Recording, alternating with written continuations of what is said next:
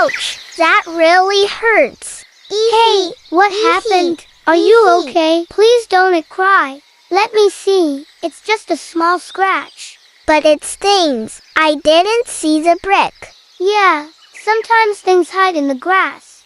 Do you want me to tell you a story about the brother, my lovely brother? Yai! Yes, please tell me. A long time ago, there lived the brothers, Prophet Musa and Prophet Harun. They loved each other very much and always helped one another. One day, Allah chose Musa to be a prophet and told him to go to the king of Egypt, Pharaoh, and invite him to believe in Allah. Musa felt shy because he found it hard to speak clearly, so he asked Allah, "Oh Allah, please make my brother Harun a prophet too. He speaks well and can help me." Allah accepted his prayer and made Harun a prophet. From that day, Harun stood beside his brother, helping him with every message and reminding people to worship Allah alone. Harun was kind, patient, and gentle. He always spoke kindly to others and never gave up teaching good things.